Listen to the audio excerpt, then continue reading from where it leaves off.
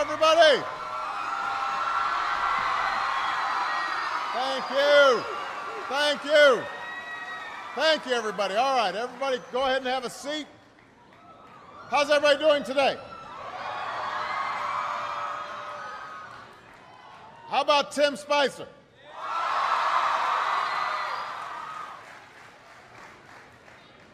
I am here with students at Wakefield High School in Arlington, Virginia, and we've got students tuning in from all across America, from kindergarten through 12th grade.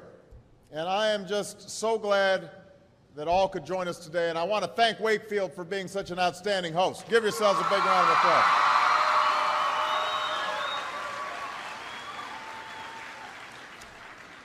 Now, I know that for many of you, today is the first day of school. And for those of you in kindergarten or starting middle or high school, it's your first day in a new school, so it's understandable if you're a little nervous. I imagine there's some seniors out there who are feeling pretty good right now, with just one more year to go. And no matter what grade you're in, some of you are probably wishing it were still summer, and you could have stayed in bed just a little bit longer this morning. I know that feeling. When I was young, my family lived overseas. I lived in Indonesia for a few years. And my mother, she didn't have the money to send me where all the American kids went to school. But she thought it was important for me to keep up with an American education. So she decided to teach me extra lessons herself, Monday through Friday, but because she had to go to work, the only time she could do it was at 4:30 in the morning. Now, as you might imagine, I wasn't too happy about getting up that early. And a lot of times I'd fall asleep right there at the kitchen table.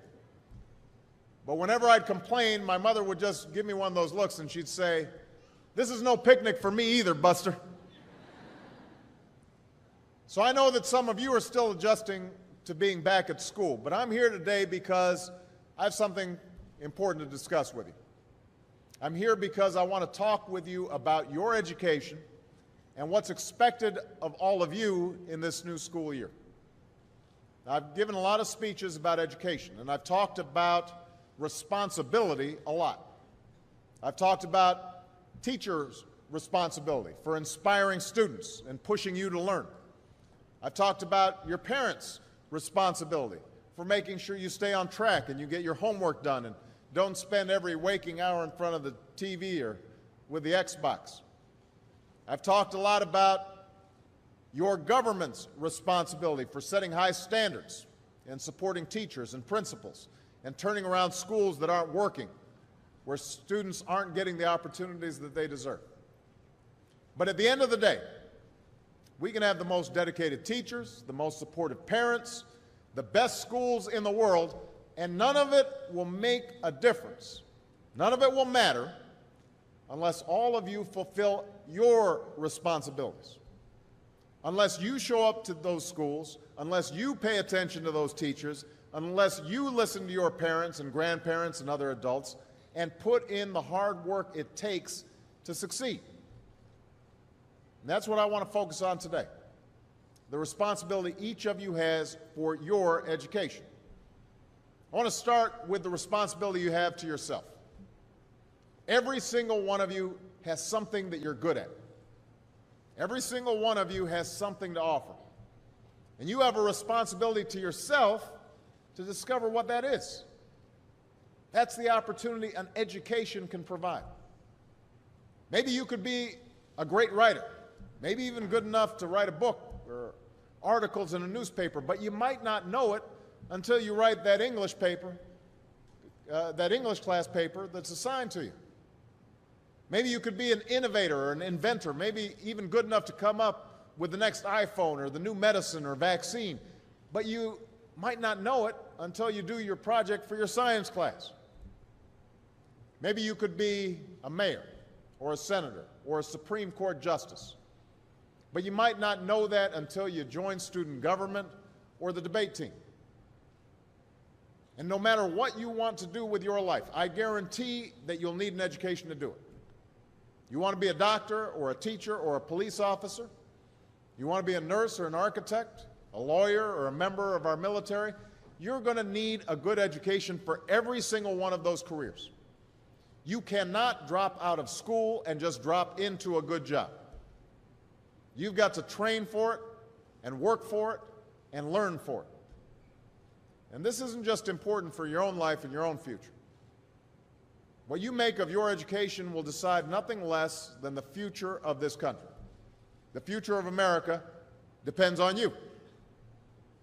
What you're learning in school today will determine whether we as a nation can meet our greatest challenges in the future. You'll need the knowledge and problem-solving skills you learn in science and math to cure diseases like cancer and AIDS, and to develop new energy technologies and protect our environment. You'll need the insights and critical thinking skills you gain in history and social studies to fight poverty and homelessness, crime and discrimination, and make our nation more fair and more free. You'll need the creativity and ingenuity you develop in all your classes to build new companies that will create new jobs and boost our economy. We need every single one of you to develop your talents and your skills and your intellect so you can help us old folks solve our most difficult problems. If you don't do that, if you quit on school, you're not just quitting on yourself, you're quitting on your country. Now, I know it's not always easy to do well in school.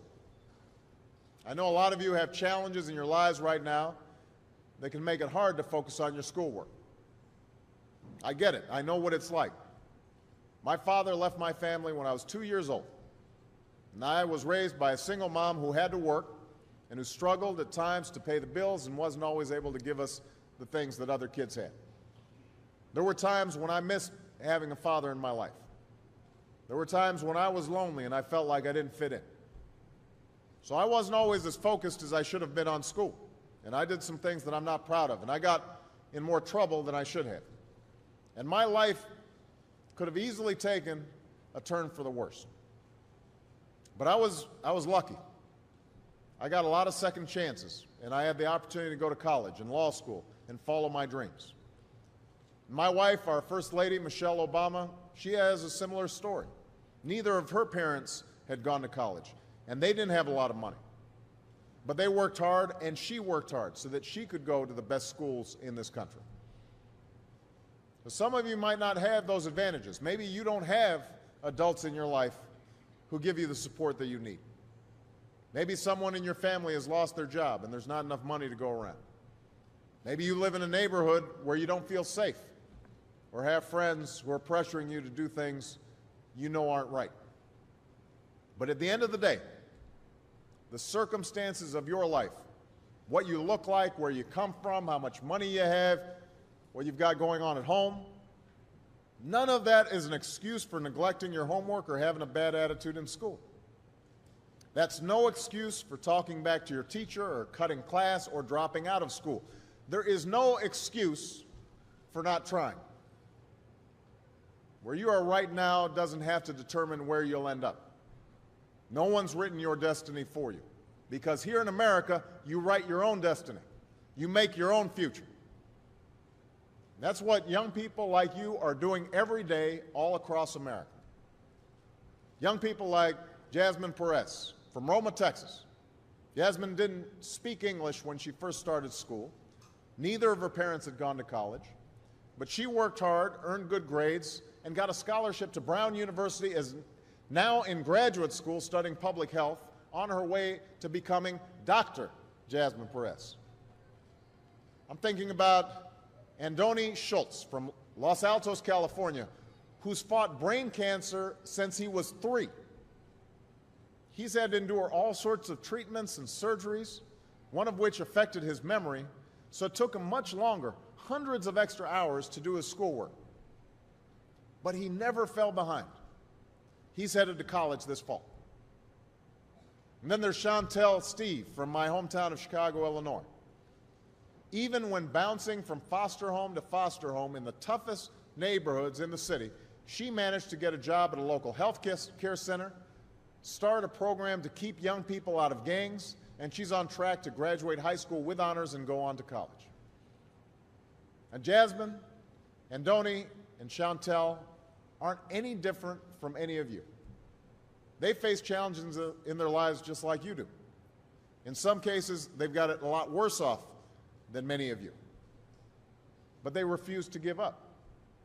They chose to take responsibility for their lives, for their education, and set goals for themselves. And I expect all of you to do the same. And that's why today I'm calling on each of you to set your own goals for your education and do everything you can to meet them.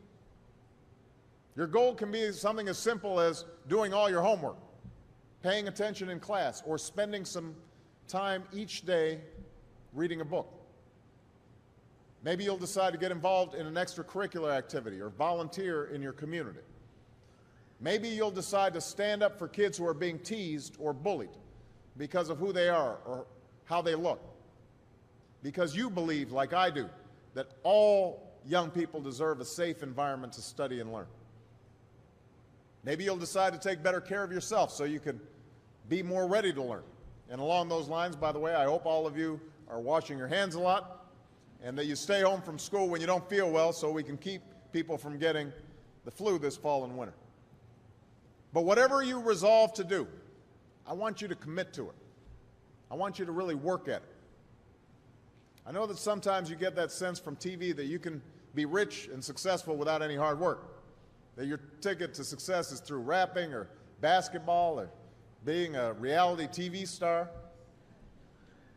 Chances are you're not going to be any of those things. The truth is, being successful is hard. You won't love every subject that you study. You won't click with every teacher that you have. Not every homework assignment will seem completely relevant to your life right at this minute. And you won't necessarily succeed at everything the first time you try. That's okay. Some of the most successful people in the world are the ones who've had the most failures. J.K. Rowling, who wrote Harry Potter, her first Harry Potter book was rejected 12 times before it was finally published. Michael Jordan was cut from his high school basketball team. He lost hundreds of games and missed thousands of shots during his career. But he once said, "I have failed over and over and over again in my life, and that's why I succeed." These people succeeded because they understood that you can't let your failures define you. You have to let your failures teach you. You have to let them show you what to do differently the next time. So if you get into trouble, that doesn't mean you're a troublemaker. It means you need to try harder to act right. If you get a bad grade, that doesn't mean you're stupid. It just means you need to spend more time studying. No one's born being good at all things. You become good at things through hard work. You're not a varsity athlete the first time you play a new sport. You don't hit every note the first time you sing a song. You've got to practice. The same principle applies to your schoolwork. You might have to do a math problem a few times before you get it right. You might have to read something a few times before you understand it. You definitely have to do a few drafts of a paper before it's good enough to hand in. Don't be afraid to ask questions. Don't be afraid to ask for help when you need it. I do that every day. Asking for help isn't a sign of weakness, it's a sign of strength, because it shows you have the courage to admit when you don't know something, and that then allows you to learn something new. So find an adult that you trust, a parent, a grandparent, or a teacher, a coach, or a counselor, and ask them to help you stay on track to meet your goals. And even when you're struggling, even when you're discouraged, and you feel like other people have given up on you, don't ever give up on yourself. Because when you give up on yourself, you give up on your country. The story of America isn't about people who quit when things got tough. It's about people who kept going, who tried harder, who loved their country too much to do anything less than their best. It's the story of students who sat where you sit 250 years ago and went on to wage a revolution, and they founded this nation. Young people. Students who sat where you sit 75 years ago, who overcame a depression and won a world war, who fought for civil rights and put a man on the moon. Students who sat where you sit 20 years ago, who founded Google and Twitter and Facebook and changed the way we communicate with each other.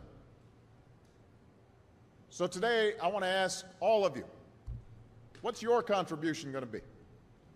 What problems are you going to solve? What discoveries will you make? What will a president who comes here in 20 or 50 or 100 years say about what all of you did for this country?